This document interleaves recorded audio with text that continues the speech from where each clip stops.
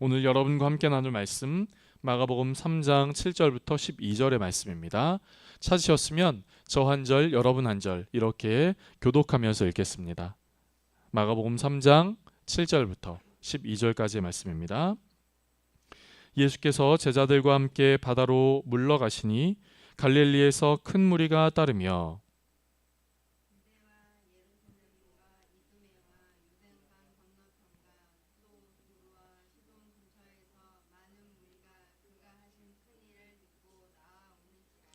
예수께서 무리가 애워싸 미는 것을 피하기 위하여 작은 배를 대기하도록 제자들에게 명하셨으니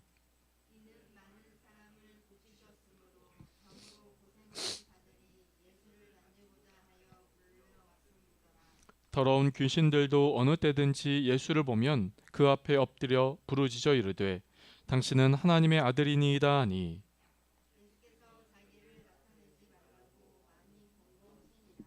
아멘. 네, 이 귀한 주일 아침에 오신 여러분들을 환영하고 축복합니다. 이 아침에 하나님을 예배하러 오신 여러분의 마음 가운데 하나님이 주시는 평안함이 있기를, 또 기쁨과 소망이 넘치시기를 주님의 이름으로 축복합니다. 네, 하나님이 여러분에게 그렇게 부어주시기를 원합니다. 옆에 계신 분과 한번 인사하실까요? 환영하고 축복합니다. 뭐 이렇게 인사하겠습니다. 네. 여러분 길을 가시다가 주의하세요라는 말 들어본 적이 있으십니까? 혹은 길을 가다가 팻말이나 그렇게 쓰여진 것을 본 적이 있으세요? 주의하세요 하는 것들을 아마 보신 적이, 들으신 적이 있으실 겁니다. 제가 이번 주에 제 아들 하준이를 데리고 어딘가를 이렇게 다녀오는데 거기에도 벽에 쓰여 있더라고요. 뛰지 않도록 주의하세요. 다치지 않도록 주의하세요.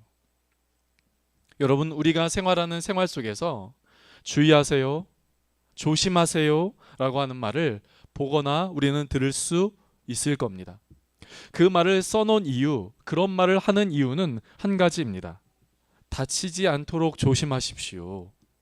여러분에게 피해가 되지 않도록 조심하십시오 라고 하는 의미인 것이죠. 나를 다치게 할 일들이 있으니 그것을 조심하십시오. 이런 의미입니다. 그런데 여러분, 우리의 살아가는 생활 속에서 주의하고 조심해야 될 것이 있지요. 그런데 우리가 살아가는 그 시간들뿐만 아니라 우리의 신앙생활에서도 조심하고 주의해야 할 것이 있습니다. 성경은 분명하게 우리에게 조심하십시오, 주의하십시오 이렇게 이야기를 해요. 왜요? 조심하지 않고 주의하지 않으면 다칠 일들이 있으니, 여러분의 삶을 다치게 하는 일들이 있으니 그런 것들을 조심하십시오, 주의하십시오 라고 이야기를 하는 것이죠. 성경에서 말하는 주의하십시오 라고 이야기를 할 때 그 주의해야 할 대상은, 성경은 먼저 어둠의 권세, 악한 존재, 악한 영, 사단, 마귀를 조심하라 라고 이야기를 합니다. 여러분, 성경은 분명하게 거룩하고 선하고 진리인 존재가 있는 반면 악하고 어둡고 또 그 어둠의 일로 끌어들이려고 하는 존재가 있음을 성경은 우리에게 분명하게 말씀하고 있습니다. 그렇기에 성경은 우리에게 그 어둠의 영, 악한 존재, 사단, 그것을 조심하라 라고 이야기를 하는 것이죠. 그리고 성경은 또 하나 우리에게 주의하십시오, 조심하십시오 라고 이야기를 하는 것, 첫 번째가 외부의 그 어둠의 권세, 악한 존재, 사단이라고 한다면, 또 하나 두 번째 조심해야 할 대상, 그것은 외부의 것이 아닌 내부, 나 자신을 조심하라 라고 이야기를 하는 것이죠. 다른 말로 이야기하면 내 안의 그 마음을 조심하라, 내 안의 그 마음을 주의하라 라고 이야기를 하고 있습니다. 왜 그럴까요? 우리 안에 마음이 지저분하고 마음이 어둡고 마음이 타락할 수 있기 때문이지요. 아니, 그렇기 때문입니다. 그런 것이 바로 우리의 마음이라고 하는 것이죠. 사랑하는 성도 여러분, 저는 오늘 말씀을 함께 나누면서 우리의 마음을 주의하고 또 우리의 마음을 주의하는 것뿐만 아니라 새롭게 채움받는 그 은혜가 있게 되어지기를 간절하게 원합니다. 오늘 본문의 예수님은 갈릴리 지역을 다니고 계셨어요. 그런데 이 갈릴리 지역을 다니던 예수님을 향해 많은 사람들이 몰려들었습니다. 많은 사람들이 몰려들었어요. 왜 몰려들었을까요? 예수님을 보기 위해서요. 그리고 많은 사람들이 몰려든 이유는 예수님이 이제껏 보여주셨던 어떤 치료, 치유, 기적 이런 것들을 그 주변 사람들도 보고 싶어서 그 소문이 많은 사람들에게 퍼지자 그 많은 사람들은 이 예수님을 보기 위하여 몰려들었다라고 이야기를 하고 있는 것이죠. 오늘 말씀을 한번 보실까요? 오늘 말씀 8절 말씀 한번 보시겠습니다. 8절 말씀을 같이 한번 읽어볼게요. 저와 여러분이 오늘 8절의 말씀을 같이 읽어보겠습니다. 시작. 유대와 예루살렘과 이두메와 요단강 건너편과 또 두로와 시돈 근처에서 많은 무리가 그가 하신 큰 일을 듣고 나오는지라. 많은 사람들이 예수님이 하신 큰 일을 듣고 나왔습니다. 그런데 나온 사람들의 지역이 어떻다고요? 유대와 예루살렘과 이두메와 요단강 건너편이라고 이야기를 하고 있어요. 여러분, 이것을 여러분 쉽게 말씀을 드린다면 우리나라 지역의 곳곳에서 예수님을 보기 위하여 찾아왔다는 거예요.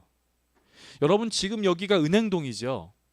은행동인데 옆에 신천동, 대하동에서 예수님을 보기 위하여 찾아왔다. 여러분, 그것을 넘어서는 거죠.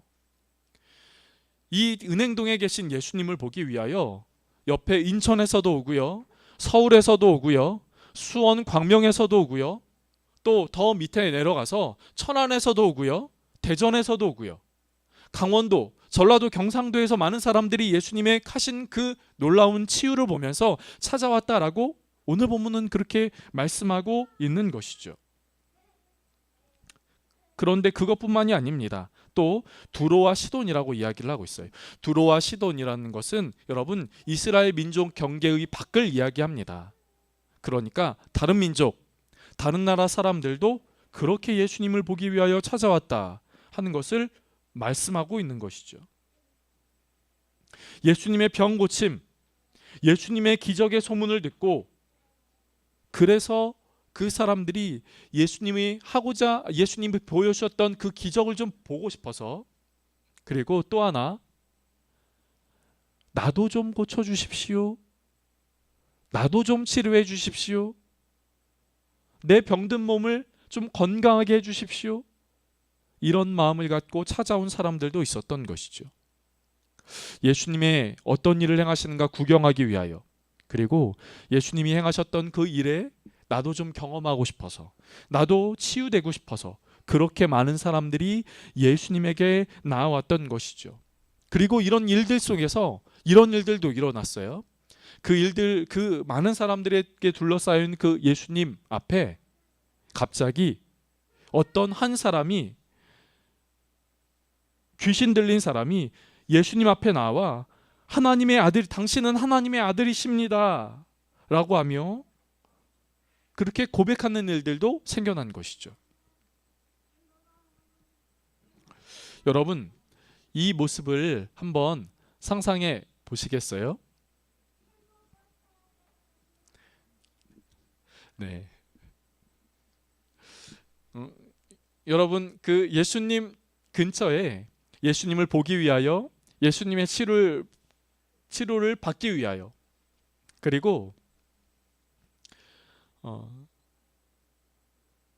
순간적으로 머리가 멍해지네요. 예수님 주변에 예수님의 인기를 듣고 예수님을 한번 좀 보고 싶어서, 그리고 예수님의 치료를 경험하고 싶어서 많은 사람들이 몰려들었고, 그런 와중에 어떤 한 사람이, 귀신 들린 사람이 예수님 당신은 하나님의 아들입니다 이렇게 고백하는 일들도 생겨났어요. 여러분, 이때의 모습을 한번 상상해 보십시오. 여러분, 연예인 본 적 있으세요? 여러분 연예인 본 적 있으세요? 저는 이제 좀 이렇게 성인이 되고 연예인을 뭐 쫓아다니고 뭐 이런지는 않으니까. 근데 제가 아주 어릴 적에 한번 스포츠를 좋아하니까 저희 집 근처에 그 당시 농구 대잔치에서 우승한 기아 그 스포츠 선수들이 이제 왔다는 이야기를 들은 거예요. 그래서 저랑 제 친구들이랑 같이 그 보기 위하여 막 달려갔습니다. 지금은 이제 농구 선수도 안 하고 농구 감독도 안 하는 허재, 뭐 김유택, 뭐 한기범, 뭐 이런 선수들이 왔다는 거예요. 그래서 거기를 갔는데요. 거기를 갔는데 그 사람들이 얼마나 많은지 모릅니다. 들어갈 수가 없어요. 사인 받으라고 줄을 서면 그 줄이 언제 끝날지 몰라요. 예수님 주변에 있는 사람들이 바로 그러했다는 것이죠. 예수님이 바로 이러한 상황, 이러한 사람들에게 둘러싸여 있다는 것입니다. 많은 사람들은 예수님을 보고 싶어 했어요. 예수님을 만져보고 싶어 했어요. 예수님 나 좀 고쳐달라고 이야기를 하고 있는 거예요. 여러분, 이때 예수님의 이 엄청난 인기에서 저는 이렇게 생각을 해보게 돼요. 이때 예수님은 그중 몇 사람만, 너희 중 몇 사람만 이 앞으로 와봐, 내가 고쳐줄게 하고 고쳐줬더라면, 이때 많은 사람들이 예수님을 좀 만져보고 싶어서 예수님 좀 만져보고 싶어요, 좀 만져보고 싶어요, 예수님 좀 만져보게 해주세요 라고 했을 때, 만져서 나를 좀 고쳐주세요라고 하는 그들의 요청에 손 한번 내밀었더라면, 여러분, 그 당시에 예수님의 그 엄청난 인기가 더 높아지고 더 올라가고 하지 않았겠습니까? 역시 예수님 최고야, 예수님 진짜 최고야 라고 하는 그 사람들의 말, 사람들의 소리가 더 많아지고 더 높아지지 않았겠습니까? 예수님의 인기는 아마 더 치솟지 않았을까요? 그런데 이런 상황에서 예수님은 오늘 본문에 조금 다른 모습을 보여주고 계세요. 이런 사람들과 조금 떨어지기를 요청하신 거죠. 이런 사람들에게 조금 물러서기로 하신 겁니다. 9절 말씀을 보실까요? 9절 말씀 같이 한번 읽어보겠습니다. 시작. 예수께서 무리가 에워싸 미는 것을 피하기 위하여 작은 배를 대기하도록 제자들에게 명하셨으니, 예수님은 자신을 향하여 달려오는 그 무리, 자신을 향하여 환호하는 그 무리에게 조금 피하기 위하여 뒤로 물러서셨습니다. 그 당시 갈릴리, 예수님이 계셨던 갈릴리 그 호수 지역에서 예수님은 배를 띄워서 자신을 향하여 몰려드는 그 사람들을 향해 조금 물러서신 것이죠. 왜 그럴까요? 그 사람들이 워낙 많으니까요. 그래서 사람들이 밀치고 압사당하는 것을 조심하도록 하기 위해서요. 맞습니다. 그런데 꼭 그것만은 아니었어요. 꼭 그것만은 아니었습니다. 그것은 예수님은 이들 가운데 왜 물러서셨는가? 예수님은 이들이 만지고자 하는 것을 허락하지 않으신 것이었어요. 이와 왜 이렇게 생각을 할 수 있을까요? 우리가 조금 전에 말씀드렸죠. 예수님 주변에 선 사람들 중에 귀신 들린 사람이, 예수님, 당신은 하나님의 아들이십니다. 그런데 예수님은 바로 이때 이 사람에게 잠잠하라 라고 이야기를 하세요. 쉽게 말하면 말하지 마, 너 그 얘기 말하지 마 라고 이야기를 하시는 거예요. 예수님은요. 왜 그러셨을까요? 나 하나님의 아들 맞잖아, 내 이름 이태원 맞잖아, 나 맞잖아. 근데 왜 예수님은 굳이 그 사람에게 하지 마라, 잠잠해라, 조용해라, 더 이상 말하지 마라 라고 이야기를 하신 것일까요?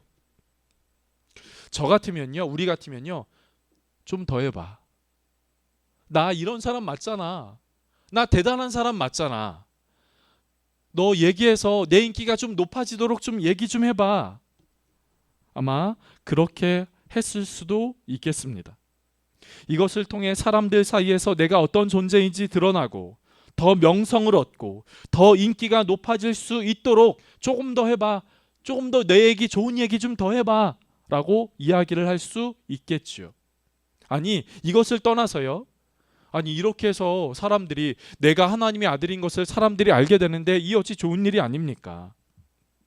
그런데 예수님은 자신을 찾는 이들과 거리를 두시고 자신을 하나님의 아들이라고 고백하는 이들에게 나를 나타내지 말라고 주의하신 것이에요. 경고하신 겁니다. 조심하라고 하신 거예요. 왜 그런 걸? 왜 그러신 것일까요? 왜 그러셨을까요? 왜 예수님은 오늘날 많은 사람들이 하는 것처럼 더 인기를 얻으려고 하시지 않고 더 명성을 얻는 것을 원하시지 않았을까요? 왜 그것을 막으셨을까요? 그것은 예수님이 원하는 길이 아니었기 때문입니다. 더 정확하게 이야기를 한다면 그것은 예수님이 가고자 하는 길이 아니었기 때문이에요. 여러분, 일반적으로 사람들은 자신의 명성이 높아지기를 원합니다. 그래서 돈을 줘서라도 광고를 하고 광고를 해서라도 자신의 인기가 높아지기를 원해요. 홍보를 하고요. 알리고자 합니다. 홍보하고 알리면 사람들의 인기가 나에게 집중되고 사람들이 인기가 집중되면 사람들이 나를 인기 있어 하고 나를 좋아하면 힘이 생깁니다. 그리고 그 힘을 통하여 나는 그 힘을 이용하여 무엇인가를 하고자 하지요. 나에게 힘이 있으니, 우리에게 힘이 있으니 어떤 위치, 어떤 권력을 차지하자. 우리에게 힘이 있으니 갈아치우자, 바꿔보자. 사람들을 이용하여 이 세상을 바꾸자 라고 이야기를 합니다. 그것이 세상의 논리이지요. 그래서 어떻게 하든 인기를 얻으려고 하고 사람들을 모으려고 하고 선동도 합니다. 그러나 여러분, 예수님은 분명 구원자가 맞으나 사람들의 세상의 이런 방법으로 세상을 구원하시려 하신 것이 아닙니다. 예수님이 가고자 하는 그 길은 사람들의 길과 달랐어요. 예수님의 방법은 세상 사람들의 방법과 달랐습니다. 그렇기에 그들과 거리를 두신 것이고 그들에게 잠잠해라, 말하지 마라, 조심해라 라고 말씀을 하신 것이죠. 그렇다면 우리는 한 가지 이렇게 생각해 볼 수 있습니다. 그렇다면 여러분, 예수님의 방법은 무엇일까요? 예수님의 길은 무엇일까요? 저는 이렇게 말씀을 드리고 싶어요. 예수님의 방법, 예수님의 길은 십자가입니다. 십자가요. 여러분, 십자가란 무엇입니까? 십자가는 연약함의 상징, 비참함의 상징이에요. 여러분 앞에 보실까요? 이 나무 십자가가 있지요. 우리는 십자가를 생각할 때 이런 십자가를 생각합니다. 잘 다듬고 세련되고 멋져 보이는 십자가요. 그런데 예수님 당시의 십자가는 이렇게 세련되고 멋져 보이고 또 좋아 보이는 그런 것이 아니었어요. 예수님 당시의 십자가는요, 비참함의 상징이에요. 연약함의 상징입니다. 약함의 상징인 것이죠. 그것이 십자가였어요. 보잘것없어 보였습니다. 사람들이 좋아하고 선호하는 그런 것도 아니었어요. 피하고 싶고요. 십자가를 지고 싶지 않고요. 십자가에 가까이 하고 싶지 않고요. 십자가와 가까이 하고 싶지 않은 것, 그것이 십자가입니다. 아무도 그 길로 가고 싶지 않아요. 아무도 그 길로 가고 싶어 하지 않습니다. 그러나 사랑하는 여러분, 예수님은 이 십자가라는 미련한 방법으로 세상을 구원하셨다는 것을 기억하실 수 있기를 간절하게 바랍니다. 이 십자가라는 미련한 방법으로 세상을 구원하신 것이지요. 사람들은 바로 이때다, 인기 있을 때 해야 된다, 힘이 생긴다, 권력이 생긴다. 그 방법 사용하면 더 빨리 세상을 구원하고 많은 사람들을 구원할 수 있지 않겠냐라고 하는 그 이야기를 하는 바로 그때 예수님은 그들과 멀리 하셨고 나를 고백하는 그 사람들의 입에 잠잠하라 라고 이야기를 하셨어요. 그것은 나로 하여금 더 인기 있고 더 힘을 갖고 더 권세를 갖고 그래서 더 권력을 갖고 하는 그 자리로 내가 나아가지 않고 그 세상 사람들이 원하는 방식, 그 방법대로 내가 가는 것이 아니라 나는 세상 사람들과는 좀 다른 방식으로 내 길을 십자가의 길로, 십자가의 방법으로 그 길로 나아간다. 우리 주님은 이렇게 말씀을 하신 것이죠. 그렇다면 여러분, 오늘날 우리가 십자가를 기억한다는 것은 무엇일까요? 그렇다면 오늘 본문이 우리에게 말씀해 주고 있는 것은 무엇일까요? 저는 이렇게 말씀을 드리고 싶습니다. 사랑하는 성도 여러분, 십자가가 우리에게 보여주신 그 의미, 그것은 겸손히 섬기는 것이지요. 겸손히 섬기는 겁니다.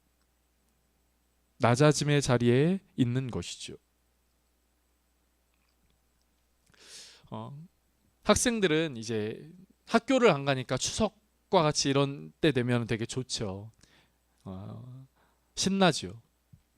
어른들은 명절이 되면 가족들을 만나고 친척들을 만나고 누군가를 만납니다.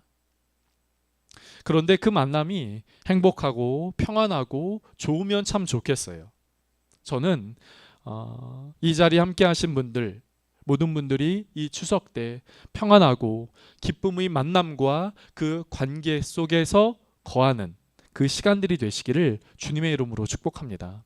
그런데 때로는 사람들과 만나고 대화하고 이야기를 하다 보면 또 그 밖의 다른 여러 가지 행사를 하게 되면 불편한 일들이 있게 되는 것을 보게 됩니다. 불편한 일들이 있게 되죠. 때로는 그 사람의 그 말에 내 자존심이 상하고 때로는 자기 자랑, 자식 자랑, 무엇인가를 자랑하는 그 사람들의 말에 심기가 불편하고 마음이 불편하고 아무렇지 않은 일에 괜시리 짜증이 나고 하는 일들이 사람들 사이의 관계 안에는 자연스럽게 나타나곤 합니다. 그런데 그것이 나타나서 때로는 다툼이 생기고 서로에게 상처를 주는 아픔이 생기는 것이 문제지요. 여러분, 그러한 일들이 없었으면 좋겠습니다. 그런데 그러한 일들이 생길 때 어떻게 해야 될까요? 저는 이렇게 생각합니다. 감사합니다. 고맙습니다. 미안합니다. 죄송합니다. 하는 이 말을 하는 것이죠. 한번 따라해 보실까요? 저를 한번 따라해 보실까요? 감사합니다. 고맙습니다. 미안합니다. 죄송합니다. 제가 하준이를 키우고 또 하준이를 이렇게 같이 생활하면서 항상 어른들을 만나면 어른들을 만나면 하준아 인사해야지 그래요. 그럼 하준이가 인사합니다. 배꼽 인사하죠. 물론 본인이 내키지 않으면 인사 안 할 때도 참 많지만 인사합니다. 인사하라고 시켜요. 누가 무엇인가 어떤 분이 사탕 하나라도 준다면 하준아 감사합니다 해야지. 그러면 또 배꼽 인사하면서 감사합니다 해요. 물론 안 할 때도 있지만요.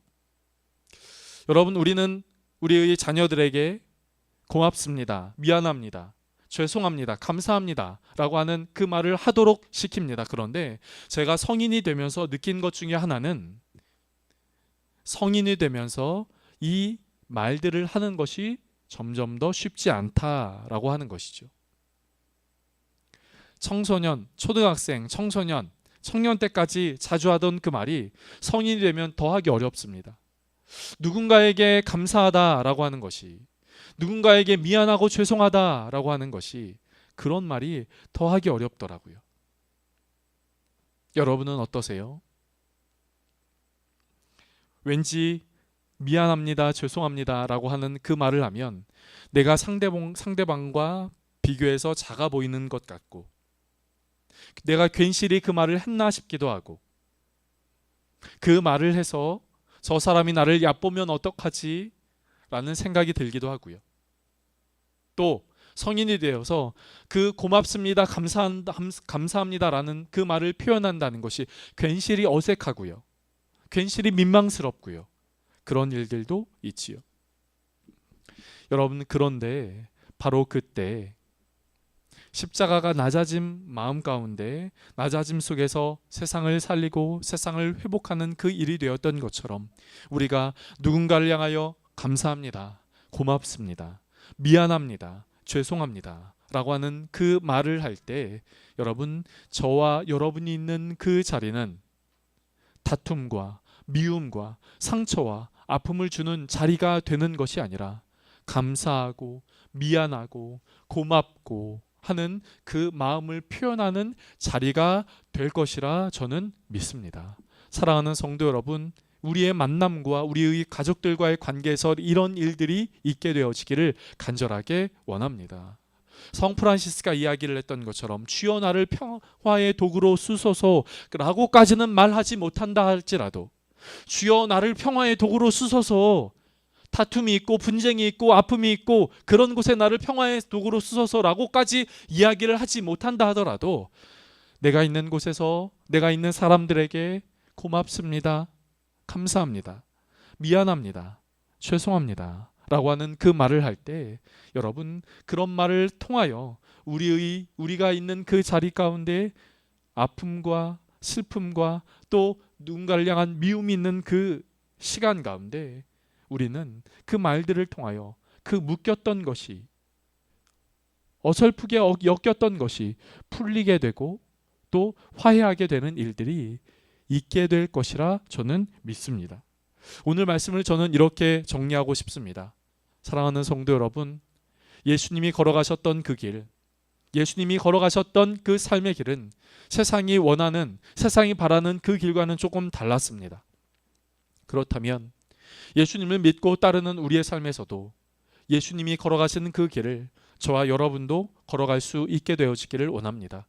십자가는 인기가 있고 높아지고 많은 사람들이 좋아하고 하는 것이 아니라 약하고 비천하고 보잘것없는 것이라 말씀을 드렸습니다. 그러나 보잘것없는 그것, 약한 그것, 약함의 상징인 그것이 세상을 구원했다라는 것을 기억하시기를 바랍니다.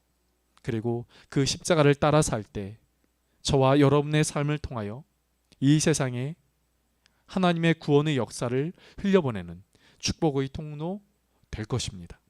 그런 은혜가 오늘을 살아가는 저와 여러분, 그리고 이 추석 명절에 많은 시간과 많은 만남과 장소 가운데 거하는 저와 여러분의 삶 가운데 있게 되어지기를 주님의 이름으로 축복합니다. 기도하겠습니다. 좋으신 하나님, 오늘 예수님을 향하여 찾아온 많은 사람들의 무리 앞에 조금만 더하면 더 사람들이 좋아하고 인기가 높아질 수 있을 것이라 이렇게 생각할 법한 그 상황 속에서 예수님은 오히려 그 사람들과 떨어지고 예수님을 고백했던 그 사람의 그 입을 잠잠하라 주의시킨 것을 오늘 본문을 통하여 보게 됩니다. 왜 예수님은 그러셨던 것일까요? 예수님의 길은 더 인기를 얻고자 하는 것이 아니라 낮아짐의 그 십자가의 길로 가고자 하신 것 때문인 것을 오늘 함께 살펴보았습니다. 주님, 우리도 십자가의 길을 걸어갈 수 있게 하여 주옵소서. 그래서 십자가가 세상을 구원했던 것처럼 주님, 우리도 우리가 있는 바로 그 만남과 시간과 상황 속에서 하나님의 구원 역사를 흘려보낼 수 있는 우리 모두의 삶 되게 하여 주시옵소서. 하늘의 평안을 갖게 하여 주시고 하늘의 기쁨을 갖게 하여 주시옵소서. 그래서 서로 미워하고 다투고 상처를 주고 아픔을 주고받는 이 시대, 이 상황 속에서 하늘의 평안과 하늘의 기쁨을 갖고 그 하늘의 평안과 하늘의 기쁨을 흘려보내는 우리 모두의 복된 발걸음 될 수 있도록 주여 역사하여 주시옵소서. 하나님, 추석에 오고 가는 발걸음 그 사람들과의 만남의 그 마음, 우리 주님께서 지켜주옵소서, 붙들어 주시옵소서, 인도하여 주시옵소서. 감사하고 예수님의 이름으로 기도드립니다. 아멘.